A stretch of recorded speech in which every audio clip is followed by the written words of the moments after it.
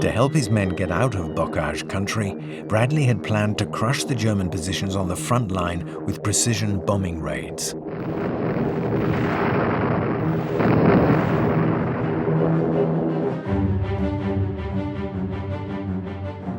Once the breach had been made, his troops would simultaneously advance on Brittany, the Seine, and the Loire.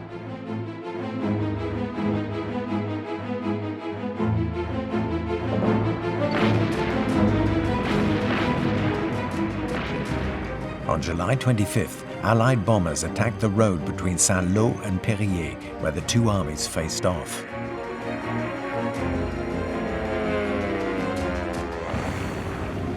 The famous armored division of General Lair, Field Marshal Rommel's second in command, was wiped out.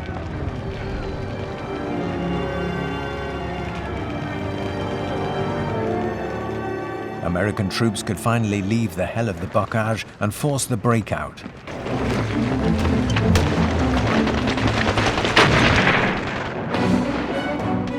It was the long-awaited breach in the enemy's front line.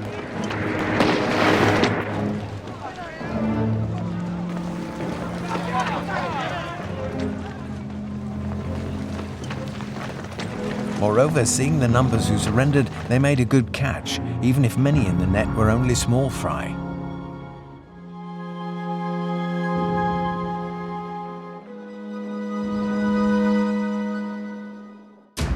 In the bestiary the Normandy had become, tanks were now fitted with blades to cut down hedgerows and cross the last miles of Bocage.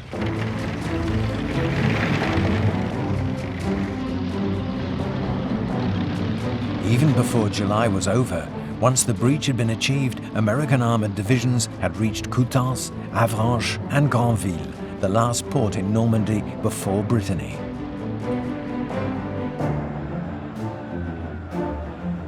In early August, the 2nd French Armored Division landed at Utah Beach. For months, even years, these Frenchmen had left everything behind to fight the Germans and Italians in North Africa. Only this time, they were ready to be as victors on their beloved French soil.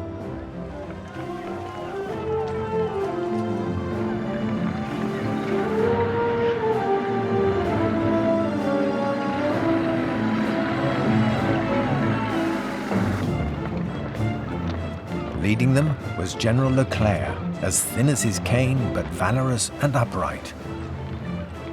This aristocrat had all the attributes to have sided with Vichy, but he chose to follow de Gaulle as early as June 1940. And now he was landing as his homeland's liberator.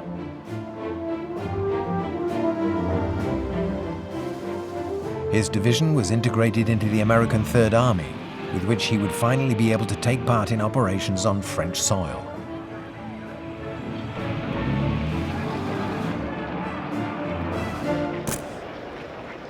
General Bradley's headquarters.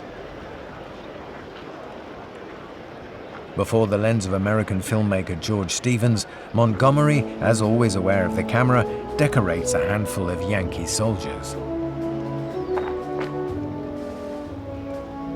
That is something he was good at. Under pressure from Eisenhower, the British Field Marshal had agreed to leave the organization of the final battle to the Americans. For a successful outcome, Bradley was also counting on a certain General Patton. The man who wore a Colt 45 in his holster was a go-getter. "At the first fart, they expect me to get them out of their shit," he was famously quoted as saying, and just as well. At dawn, the Germans tried a last throw of the dice. From the plain of Caen, they launched a counteroffensive on Mortain, hoping to drive the Allies back to the sea.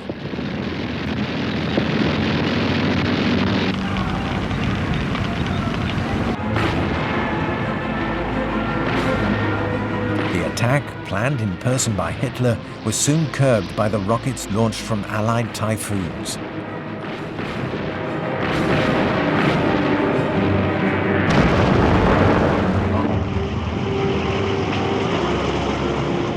It had no chance of success, von Kluge would write before taking his own life. It would be the last German offensive in the West.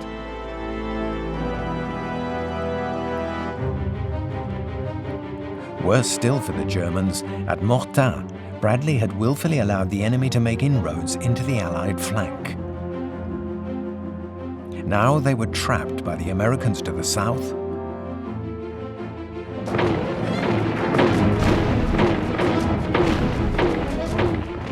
and the British to the north.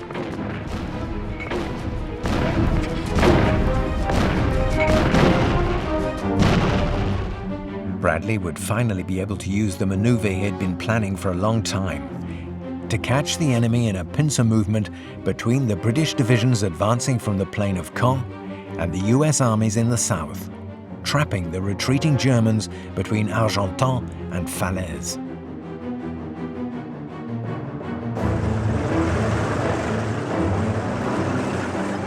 As soon as the German counteroffensive had been stopped short at Mortain, Patton and his divisions headed to Le Mans in the direction of Paris.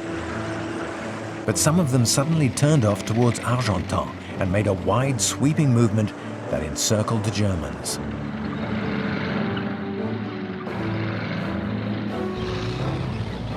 While in the north, the Anglo-Canadians formed the linchpin between the Allies.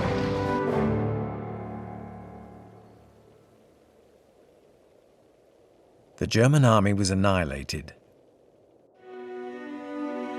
Eisenhower later called the battlefield at Falaise the biggest bloodbath that any war zone had ever known. He added that only Dante could have been capable of describing it. But for hundreds of yards, without interruption, he stepped over dead and rotting flesh.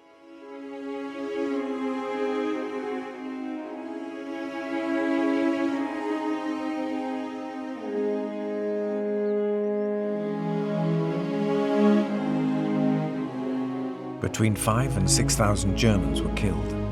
From the look of those who were taken prisoner, it seems as though Ike wasn't exaggerating.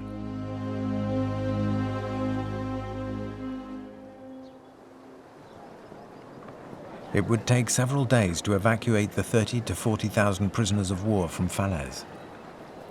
For them, captivity was a victory, that of life over death.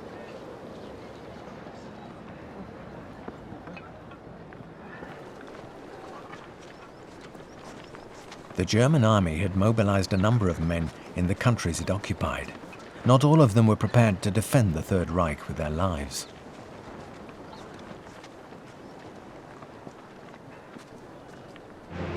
The German army was finished in Normandy.